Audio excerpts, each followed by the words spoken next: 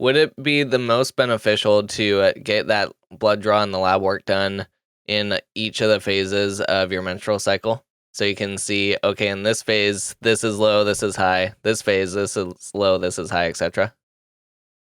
As a normal person, that might be a little bit of overkill, but honestly, as an athlete or during research, it would be really interesting to see where you are because you're absolutely um, running through more vitamins and minerals during those processes than normal. So I would actually love to see research on that and see how it affects performance and just general fatigue and all of those things.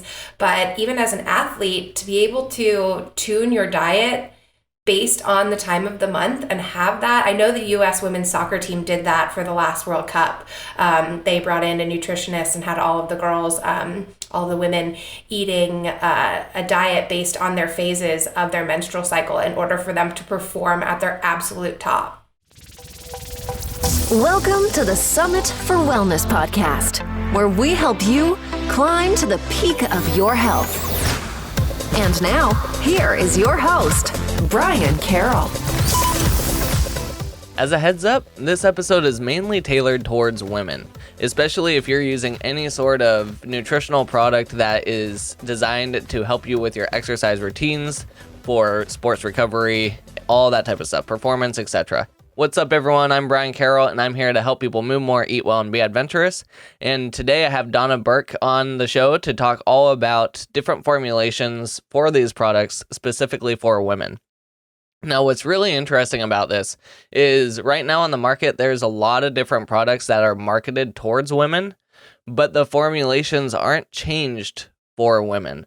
And a lot of this type of research is done on men because it's much easier to do research and studies on men because they don't have cyclical changes every single month compared to women. But since we know that, we should also recognize that because women's cycles do change every single day of the month, that the types of nutrients that they are receiving should also be changing based off of where they are within their cycles. And as of right now, there's only a couple products out there that are specifically formulated for those types of changes, which Donna Burke is on the show to talk to us about. Now, Donna Burke is the managing director at Particle Products, the only collection of sports nutrition products that are formulated for a woman's body. And after researching the industry, Donna found that while there were products on the market for women, none of them have actively researched and changed the formulations to create a product line that gave women the benefits of the products without the side effects. And her background's in fitness and nutrition, and so she combined all that with her BS in biology, and now she has Particle Products, which we will be talking about later on in this show. But it is very fascinating because, like I said, most of this type of research is done on males, and the male body is not the same as the female body. So there definitely needs to be a lot more research on the female side, on the women's side. And I know that costs more and it's more complicated to do, but I'm glad some people are stepping up and finally starting to do that research, because that's going to help out a lot of the women out there that are trying to take these products and not seeing the best results with them. So let's dive into my conversation with Donna. Thank you, Donna, for coming onto the show. Hey, Brian, thanks so much for having me. Of course, and I'm really excited to chat with you because you're bringing a really unique approach to supplementation for women, especially in the sports nutrition realm. But before we dive into that, let's learn a little bit more about your background and who you are. Yeah, absolutely. So I am Donna Burke. I am born and raised in Atlanta, Georgia, which is where Particle, our company, is located. But I have been in the fitness and wellness world for the last 12 years. I studied biology in college with a concentration in exercise science and chemistry, and originally thought that I wanted to go to med school.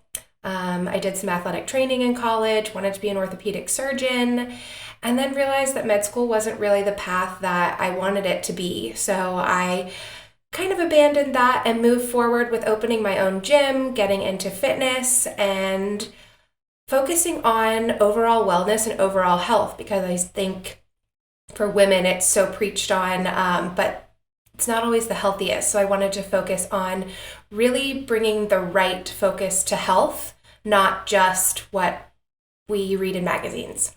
So combined with my background, we got started and I opened a studio. Unfortunately, due to COVID, that closed, but with every door that closes, another one opens, and I had the phenomenal opportunity to create a new brand of sports nutrition supplements, and that's what we did. So we created Particle Products in 2020, and we launched in March of 2021, and it is the only collection of sports nutrition supplements that's actually formulated for women, and we want to be the disruptors in the sports nutrition market.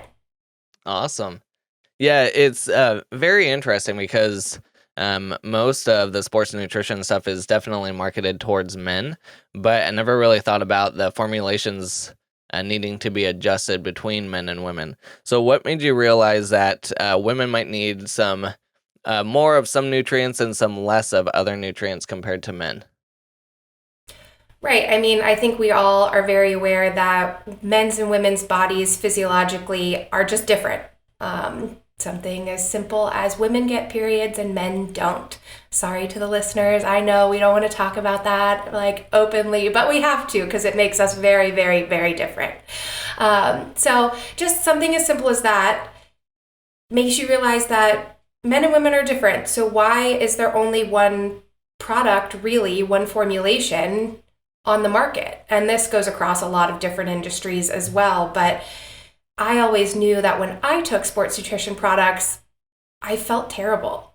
And when I talked to my friends about it, they also felt terrible. And we just didn't know why. And we stopped taking them, even though they were helping our performance.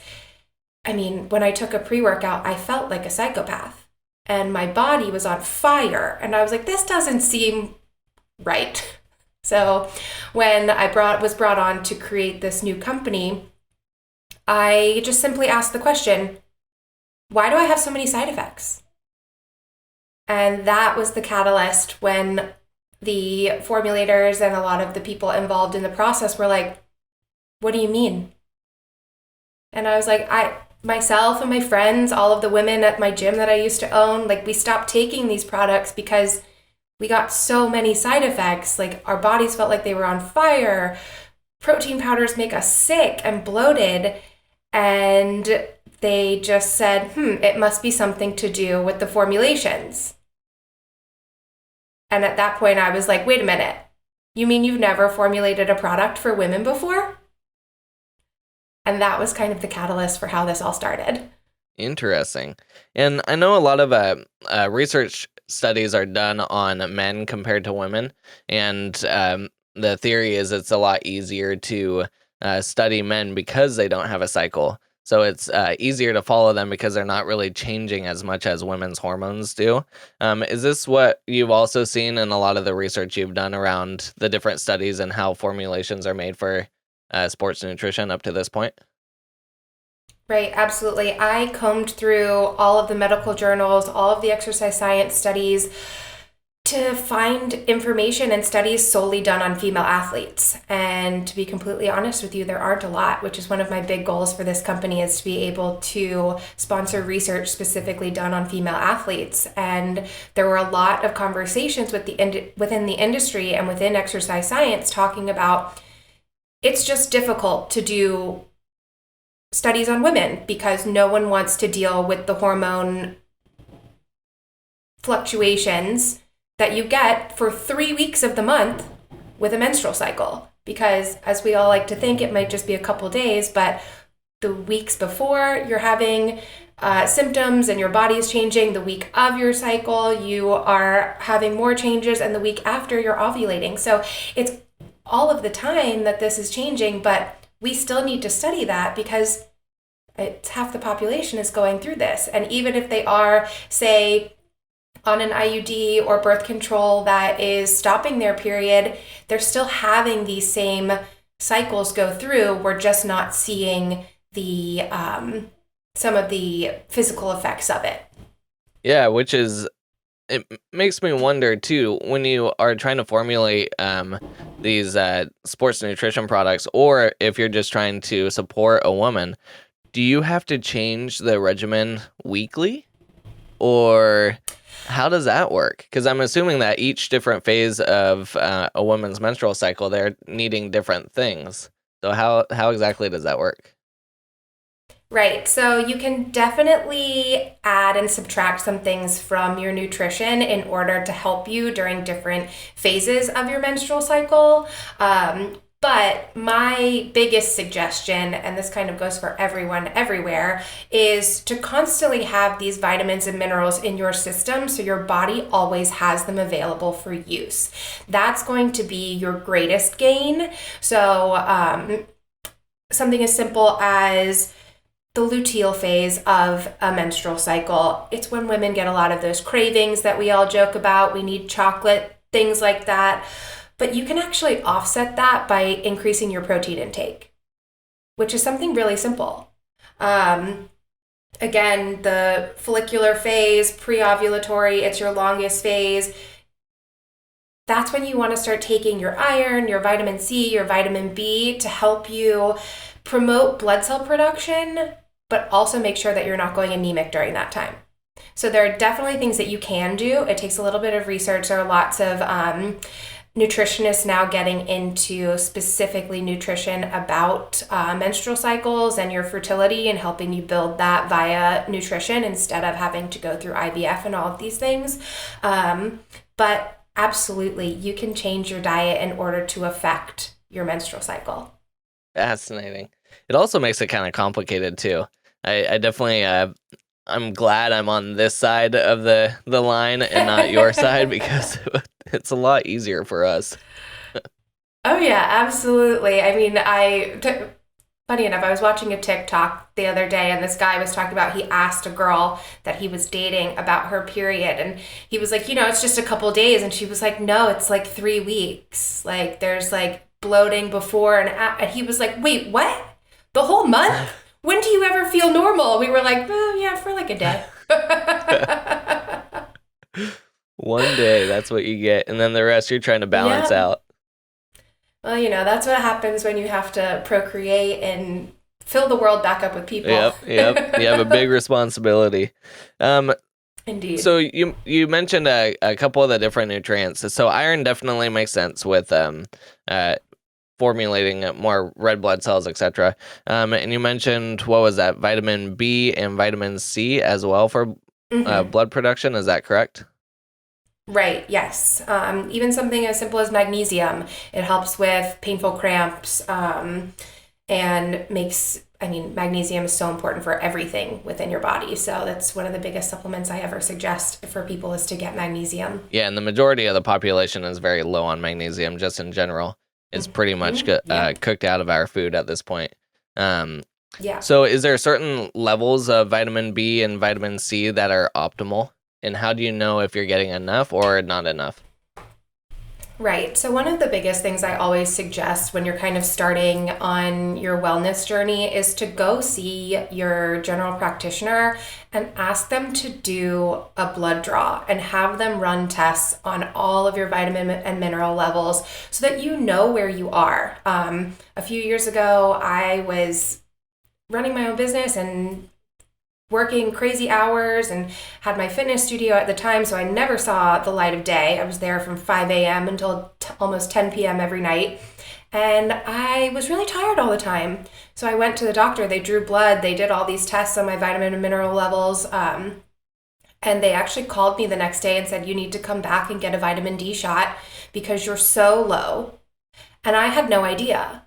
So they put me on prescription strength vitamin D for a month in order to get myself back where I needed to be. But otherwise, I just thought I was tired because I was working.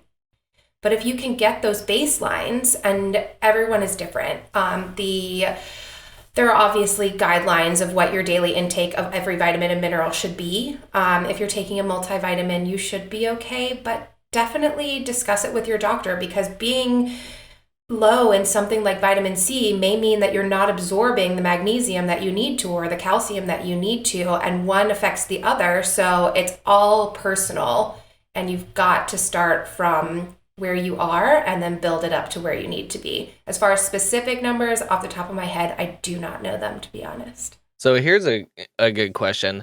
Would it be the most beneficial to get that blood draw and the lab work done in each of the phases of your menstrual cycle? So you can see, okay, in this phase, this is low, this is high. This phase, this is low, this is high, etc. As a normal person, that might be a little bit of overkill, but honestly, as an athlete or during research, it would be really interesting to see where you are, because you're absolutely running through more vitamins and minerals during those processes than normal. So I would actually love to see research on that and see how it affects performance and just general fatigue and all of those things. But even as an athlete, to be able to tune your diet based on the time of the month and have that. I know the U.S. women's soccer team did that for the last World Cup. They brought in a nutritionist and had all of the girls, all the women eating a diet based on their phases of their menstrual cycle in order for them to perform at their absolute top. That's amazing, actually. And in those settings, so I've always heard about women kind of syncing up with each other. Are they usually synced, or at that level, are they kind of all over the place and everyone's on their own different diet at different times? Typically, when you're with people as much as those women would be together training, probably 10 to 12 hours a day, watching video, hanging out, all those things. Typically, they would be synced. Okay. I know that if I start hanging out with my friends regularly, all of a sudden we're all synced. It's kind of crazy, but yeah, typically they would be synced. Obviously, there are going to be women who are on birth control, women who are not. That's going to affect things. But like I said, we're all dealing with this basically 3.5 weeks a month.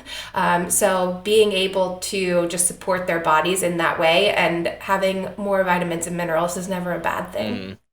So another thing with a lot of high level athletes, or just people that are super athletic and they're getting really lean, is they tend to lose their menstrual cycle. So does that impact the nutritional needs that they need as well? So that actually means that they are not healthy. So when you see an athlete start to lose their menstrual cycle, it means that they're not actually fueling their body. So their body's starting to shut down systems, which means that they need to eat more. So you see this a lot. We saw this a lot in college athletics, where the girls were dieting down in order to, one, fit kind of a societal aesthetic, but two, they heard that, say, cross country, this is one of the major sports that this happens in, cross country, they were always told that their hip efficiency would be better if they were thinner. So they started to lose weight, which meant that they lost their period. But then you're looking at the athlete as a whole saying, well, you're not in an optimal nutrition state. So how can your body be optimal at running? So something as simple as that. So any woman who has lost her cycle, more than likely they are nutrient deficient and they're not eating enough, and that needs to be solved. Yeah. There's some like fitness competitions and stuff where you have to be at a certain body fat percentage, and that's a tough one, because once you get into those ranges and things start happening in your body. But other than that, you can be all sorts of shapes, sizes, etc. And yeah, you don't have to fit into those societal norms like you were talking about. Right, absolutely. And I read a statistic that said there were basically no female athletes performing at 100% capacity, because the majority of female athletes are dieting for their ad campaigns, things like that. So when you think about that, and maybe Serena Williams might be the only one who is actually, but at the same time, I believe she's vegan. So it's possible that she may not even be optimal. But when you think about that, and just in the realm of sports, that there's probably not a single female athlete performing at her 100% top level. Like, where would that leave us if we actually decided to start really fueling our bodies to exactly where we need to be? Because if you have a six-pack, typically you're undernourished. So we need to realize that we have to fuel ourselves, and everything starts with food, and where you're finding your areas where you're lacking, that's where you supplement. And I think the supplement industry has also gotten a little outside of its realm, where the name is supplements for a reason. They're supposed to supplement your diet, where when we talk to women about supplements, typically when you talk about a protein powder, they're a meal replacement. Yeah. But that's outrageous. Yep. Yeah. Supplements should never be your main meal. And I think a lot of people are just running off. Say it louder for the people in the back. Yeah. Yeah, you can't skip 5 meals and then just take a multivitamin and call it good. Exactly. Yeah, it's going back to the societal views of how, especially women, it seems like women are the ones that are picked on the most. I believe it was either the last Olympics or a couple Olympics ago, a couple of the volleyball players were really picked apart because in their pair, one of them is like the taller, leaner, kind of what you would think about if you're thinking about volleyball players. Another one was a little shorter and stockier, and she was kind of made fun of because of her size. And it's like, these two are at the top of their level. That should tell you right there that size doesn't matter. Like, exactly. What their bodies look like doesn't matter. They're still at the top of their game. And I think the one just had a baby recently, like a couple months before or something, which is like also not fair trying to compare. Right, and yet she's still competing in the Olympics. Yep. At top level after having a child. And that's the thing. Why are we even talking about their bodies? Why aren't we just talking about their performance? Yep. Like, never once has someone said that LeBron James like needs to have a better six-pack in order to play better. Like, no, that's not talked about. But then all of a sudden you put women on the screen and someone's talking about how her belly is rolling over her shorts. Well, you know what? That's where our ovaries are. That's where we produce children. We're supposed to have that. Yep. Yeah. So it's definitely difficult, especially when you see athletes at such a high level getting kind of torn apart for those things. I mean, when Serena Williams was the first tennis player to really lift weights in Venus, and for basically all of the 90s, they were jokingly the men of the women's tennis league, and it's not funny. Yeah. And it's tough for younger people too, having these people as role models and then seeing them get picked apart like that. Then all of a sudden their mindset changes to, this is what I need to look like, or this is what I need to do in order to be accepted by society. And that's not good either. Absolutely. And I think it's so great that the narrative is changing, especially for this next generation. You can see it already that young girls don't take the criticism quite as harshly as our generation or even our parents' generation did. Obviously, social media still makes it worse at some points, but now you can see so many different body types and you can hear so many different opinions that you are able to find people who are more similar to you, versus in the 90s, we really just had magazines that we had to look at and everyone kind of looked the same. And that was the body type we were shown and forced to be if we wanted to be seen as attractive. But now you look at, I mean, Lizzo and body positivity, you look at all of the female athletes on the U.S. women's national team bringing awareness to the fact that they are not only athletes, they're moms, they are all of these different things.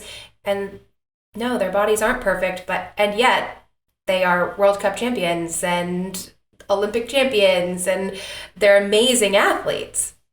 Yep. Yeah, we got to change our views on what an athlete should look like. Exactly. Yeah. Exactly. Are there any nutrients that are pretty similar across the board for men and women, or do all the nutrients need to get changed over for women? I mean, they're pretty similar. It's really kind of the recommended dosage for men and women is obviously different. So that is where the biggest keys come in. So we all need vitamin C. We all need calcium. We all need vitamin D. All of those things are important in order for all of our systems to run. And generically, they all run pretty similar. Our livers all do the same thing. Our stomachs all do the same thing. But when we are talking about the differences between male and female, men are typically bigger. You might need more of some. We have some different processes going on within our body based on fertility and pregnancy and ovulation and all of those things. So like we were talking about earlier, different times of the month, different times of life, whatever you're trying to do for your body, women are going to need more of other things like, say, folic acid or folate, where men probably wouldn't need quite as much. Perfect. So let's talk a little bit about some of the supplements that you have. How many supplements do you actually have? I haven't looked at your website to see. And then what are some of the main products that women should be looking into to help with their sports performance? Right, absolutely. And not even sports performance, just general life performance. I mean, once we can all start feeding ourselves to optimum capacities, we'll be able to see a huge difference in just being able to keep up with kids, being able to keep up with work, generally having energy to do more things that we want to do, like travel, not being as jet lagged, all of those things. So it's really just about life first and then your athletic prowess next. I'd love to say that I'm still an athlete, but it's down to walking and yoga for me, but I still need to get my supplements in to make sure that I can get through those. But as far as our collection, right now, we launched last March of 2021, and we launched with kind of the basics of your sports nutrition so that everybody would recognize kind of your base formulas. So we've got our whey protein powder, our pre-workout, that's our energy and focus, our post-workout, all essential branched chain amino acids, and then we also added an immunity and hydration powder that you can use kind of like a multivitamin or an IV in a powder would be similar. So like I said earlier, we kind of wanted to change the narrative of how supplements are talked about and how they're used by women. So right now, if you look at a lot of advertising, supplements are shown to women as fat burners instead of pre-workouts, meal replacements instead of protein powders, and then recovery is just so that you can get back and get in the gym to lose weight. But that's not what they should be used for. So whey protein powder, when we looked at the formulations, we realized that one of the biggest things that was making women not feel well with a protein powder was that most whey protein powders are strictly isolate protein, which is a very concentrated, very high concentrate of protein. Well, typically that's also mixed with carbs, which is how men process protein. But when you look at the studies actually done on only female athletes, they're starting to find that women are processing protein with fats and not carbs. So that's a huge difference.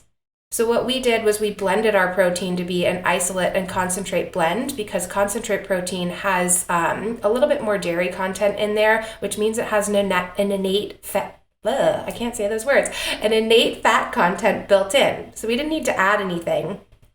But it's softer on a woman's stomach. It's already got the fat content in there that we need to process it. And then we fortified it with vitamin D, magnesium, and iron, which are the 3 vitamins and minerals that women are typically deficient in. I believe it's over 80% of women are deficient in those vitamins and minerals. So that's just kind of one of the things where we changed that formulation, but it made a huge difference. Now we get talking to everyone who's taking the products, they're like, I have never felt better taking a protein powder. And not only that, women were using them differently. Men typically take their protein, put it in water, put it in a shaker bottle, shake it up, and then they chug it. Honestly, I always thought that was gross. But when we talked to women before we launched the product, women were like, no, I'm not really like drinking it with water. I would rather like cook with it or bake with it or put it into a smoothie. But the flavors, they just are so overpowering that when I put it in a smoothie, then my smoothie tastes like candy. And I'm like, okay, well, let's figure this out. So we actually reformulated it as well so you can cook with it. So I add it to soup during the winter so I can get my protein in instead of like having to cook a meat or a plant-based protein and bake with it, put it in my smoothies, and just those simple small reformulations allowed us to be able to use it a lot more often and supplement our diet to where we get our protein levels where they need to be. Yeah, I'm going back to the fat burners are the same as pre-workout. I never knew that. They're very similar. Yeah. Typically they might add one ingredient. There's a lot of, actually most of the science disproves that fat burners even work, but in any product, any pre-workout that's marketed towards women, they add a quote unquote fat burner. Interesting. Yeah, I always knew that fat burners were definitely a marketing gimmick, but I didn't realize the other components to it. Huh. Right. But, when you go to the gym, you are burning fat. So I guess maybe it's right. Yep. Yeah, totally. Yeah. Fascinating. Yeah, marketing definitely can really get you sometimes. Oh, yeah, absolutely. And that's a lot of originally when I start telling people, oh, we're Particle, we're the only collection formulated for women, the first thing I hear is, you mean marketed towards women? And I say, no, formulated for women. And that's when we start getting into the conversation of, wait, how is it different?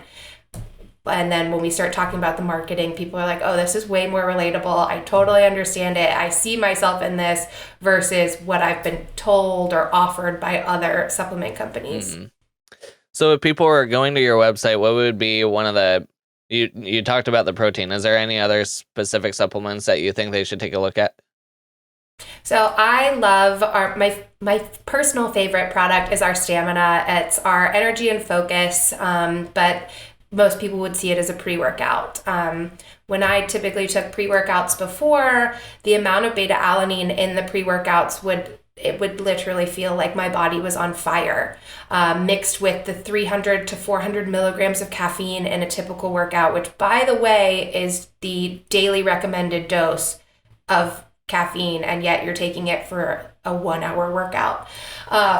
So all of these things combined, we reformulated those and brought the doses down to work for a woman's body, and then added in BCAAs that not only help with your performance in the gym, but also help sustain the caffeine over a longer period of time, so you don't get that huge spike and that huge drop after your workout. And then women wanted more natural sources of energy as well, so we put a B complex in there to make sure that we were getting natural energy sources that also lasted all day. I have to say, when I worked at a gym years and years ago, we would have like pre-made pre-workouts that people could purchase, and on the bottles it would recommend you drink half, and that was like that 300 to 400 milligrams of caffeine. And I saw so many guys come in and buy 2 and drink them both before workouts, and I'm like, we're gonna have a heart attack at some point in here.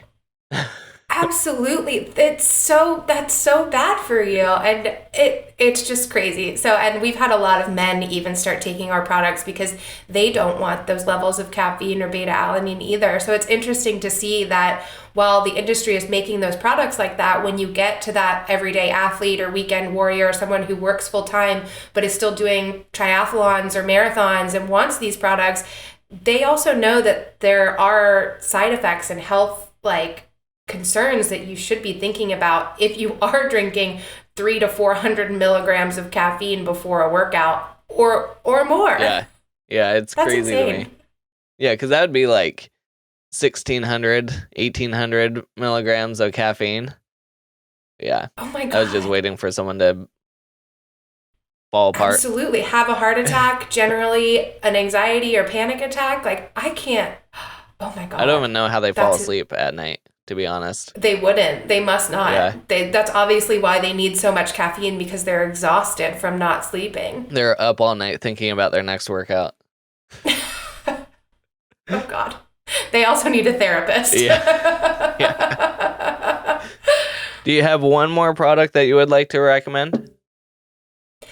I mean, in the times that we're living in right now with COVID and just general health that we all are thinking about, our support product really is phenomenal.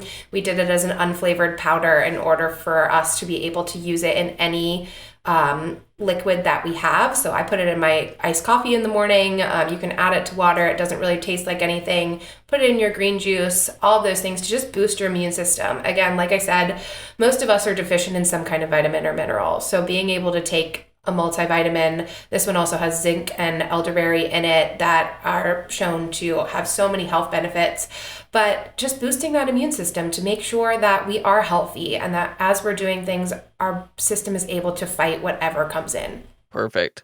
So all of those can be found at particleproducts.com, which is PRTCL products.com. You're also on Facebook and Instagram, and you're really active on Instagram. Can you tell us a little bit about what you're doing over there? Yeah, absolutely. So we are trying to get as much educational content out about these products so that when women look at it, they're not confused, they're not intimidated by it. You can look at it and figure out exactly what's in there. There's no proprietary ingredients, so you can see exactly what's in every product. And then we explain the ingredients to know how they help you, how they're beneficial. And on our website, there's even a quiz that you can take that will formulate the exact collection that will work best for your lifestyle and where you are. So per usual, you can always send a DM through Instagram as well if you have any questions. It's typically me who answers, so I can answer any questions that you've got too. It's kind of like a little concierge service. So Instagram is definitely a great place to go if you just want to learn about the products and learn how to use them and how there are different recipes, different things like that. And then you'll see me on stories talking about a lot of different things too. Perfect. Well, my final question for you, Donna, is what is your vision of what healthy looks like, and what are 3 things you do daily to reach that vision?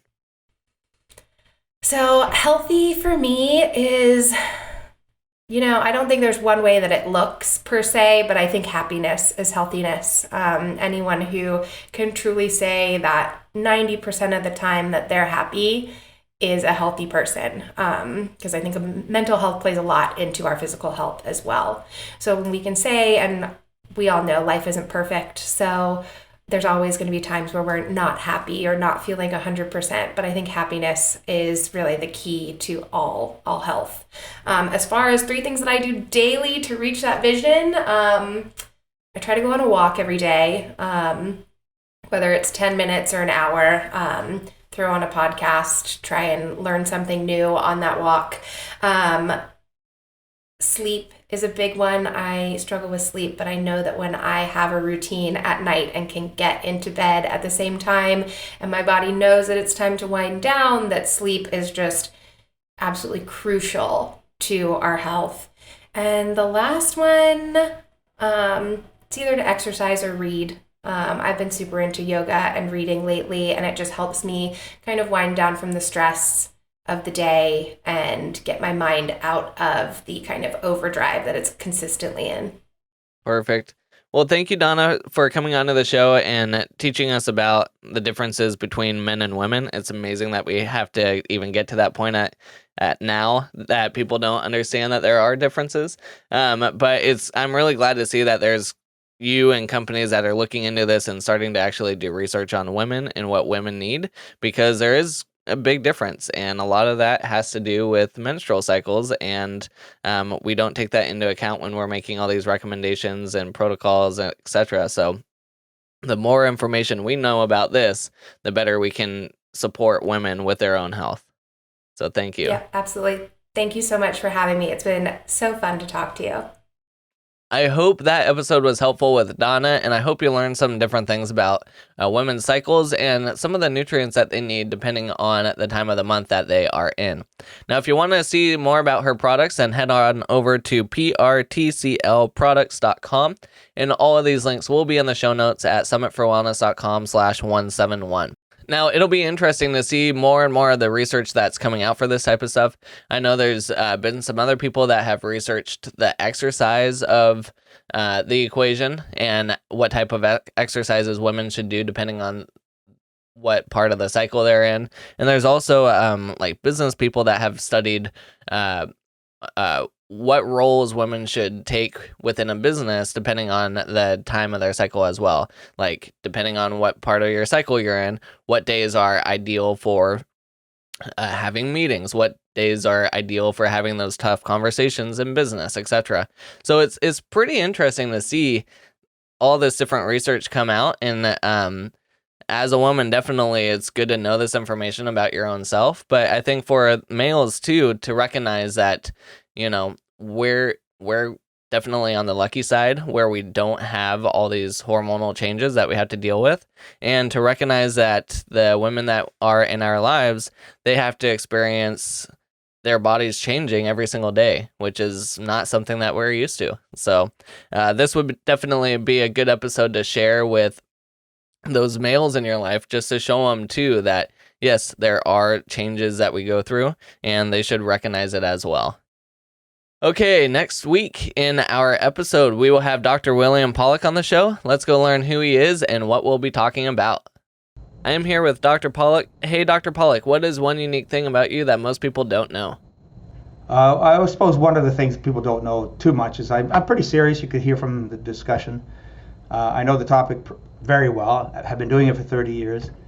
My sense of humor. And what will we be learning about in our interview together?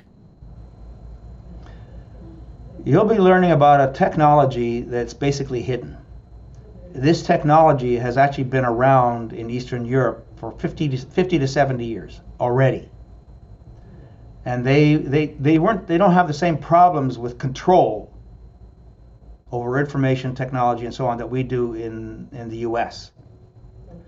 And so as a result, they experiment a lot more. And one of the jokes I have is that it started in Eastern Europe because they didn't have drugs. They couldn't afford the drugs, but they had a lot of engineers. So engineers designed systems, and they understood some of the laws of physics that relate to human health. And so as a result, they initiated magnetic field therapy 50 or 70 years ago. And what are your favorite foods or nutrients that you think everyone should get more of in their diet?